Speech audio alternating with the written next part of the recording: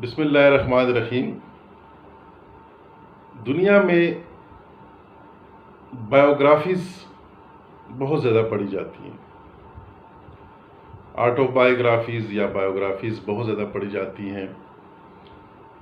جیسا کہ آپ کو معلوم ہے کہ پاکستان کی جو چند مشہور بایوگرافیز ہیں یا حالات زندگی پہ لکھی گئی کتابیں ہیں، ان میں شہاب نامہ سب سے زیادہ مشہور ہوئی، جو آج تک بہت زیادہ پڑھی جانے والی کتاب ہے۔ دوسری کتاب جو ہے وہ مائی فیوڈل لارڈ بہت زیادہ پڑھی جاتی ہے، تہمینہ دورانی کی، اور ورکنگ ود ضیاء۔ اس طرح کی بہت سی کتابیں ہیں، ایوب خان کی فرینڈ ناٹ ماسٹر۔ تو بایوگرافیز جو ہیں وہ دنیا میں بہت زیادہ پڑھی جاتی ہیں، کیونکہ ہر انسان کی زندگی کی کہانی مختلف ہوتی ہے، اور ہر انسان کی کہانی بڑی دلچسپ ہوتی ہے۔ اس کی زندگی کے حالات، اس کے ساتھ زندگی میں بہت دلچسپ واقعات پیش آتے ہیں، جنہیں وہ بیان اگر کرے تو وہ کتابیں بہت زیادہ پڑھی جاتی ہیں۔ انسان اپنی زندگی میں کم از کم ایک کتاب تو لکھ سکتا ہے، اور وہ ہے اس کی اپنی حالات زندگی۔ پرانے وقتوں میں لوگ اپنی ڈائریز مینٹین کیا کرتے تھے، ڈائری لکھا کرتے تھے۔ ڈائری لکھنے کا ایک بڑا رواج ہوتا تھا کہ لوگ شام کو آ کے دن میں جو بھی واقعات ہوتے تھے ان کو اپنی ڈائری میں لکھا کرتے تھے، اور ڈائری کو بہت سیکرٹ رکھا جاتا تھا۔ کسی اور کی ڈائری پڑھنا جو ہے یہ معیوب سمجھا جاتا تھا، اور لوگ اپنی ریٹائرڈ زندگی میں اپنی ریٹائر ہونے کے بعد اپنی آٹو بایوگرافیز لکھتے تھے، اپنے حالات زندگی کو تحریر کرتے تھے، کتابیں لکھتے تھے، اور وہ اسی ڈائری پہ بیسڈ کرتی تھیں۔ لیکن چونکہ آج کل ڈائریز لکھنا یا مینٹین کرنے کا رواج نہیں رہا، تو آج میں بات کروں گا کہ ایک بایوگرافی کی، ایک آٹو بایوگرافی کی، جو کہ جتنی بایوگرافیز میں نے پڑھی ان سب بایوگرافیز میں مجھے زیادہ دلچسپ لگی اور زیادہ اس کو پڑھنے کا مزہ آیا۔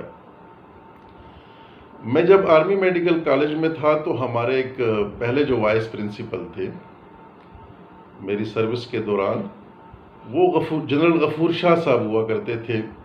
تو وہ بہت زیادہ کتابیں پڑھتے تھے اور کتابوں سے محبت کرنے والے انسان تھے۔ وہ مجھے اکثر کتاب ریکمینڈ کیا کرتے تھے کہ آپ یہ کتاب پڑھیں۔ تو انہوں نے پہلی جو 2 کتابیں مجھے ریکمینڈ کیں، ان میں ایک تھی فریڈم ایٹ مڈ نائٹ، جو کہ ہندوستان کی آزادی کے بارے میں تھی، اور دوسری ایک کتاب تھی محسن مگھیانہ کی، انوکھا لاڈلا۔ تو انوکھا لاڈلا کتاب لکیلی مجھے اپنی ہی لائبریری میں مل گئی۔ تو انوکھا لاڈلا جو میں نے پڑھی، تو میں نے جتنی بھی آٹو بایوگرافیز پڑھی تھیں وہ ان میں سب سے زیادہ دلچسپ کتاب تھی، اور جس کو میں نے پڑھنا شروع کیا تو جب تک میں نے پوری پڑھ نہ لی تو مجھے مطلب اس کو چھوڑنے کا دل نہیں کیا، اور جس کو پڑھنے میں مجھے بہت مزہ آیا وہ تھی انوکھا لاڈلا، جس کے آتھر تھے ڈاکٹر محسن مگھیانہ۔ ڈاکٹر محسن مگھیانہ کا اصل نام نیاز علی احمد خان مگھیانہ ہے۔ یہ جھنگ میں پیدا ہوئے، ڈسٹرکٹ جھنگ میں۔ وہ چونکہ ایک دیہات میں پیدا ہوئے اور ایک دیہاتی زندگی گزاری، اور ایک سرکاری اسکول کے پڑھے ہوئے تھے، اور پھر وہ میڈیکل کالج میں گئے، اور میڈیکل کالج کے بعد وہ جو میڈیکل پروفیشن میں آئے تو انہوں نے 1994 میں اپنی یہ کتاب شائع کی، اس کا پہلا ایڈیشن شائع کیا، اور 1997 میں اس کا دوسرا ایڈیشن شائع ہوا، اور 2003 میں اس کا تیسرا ایڈیشن شائع ہوا۔ ایک مزاحیہ انداز میں لکھی گئی ہے۔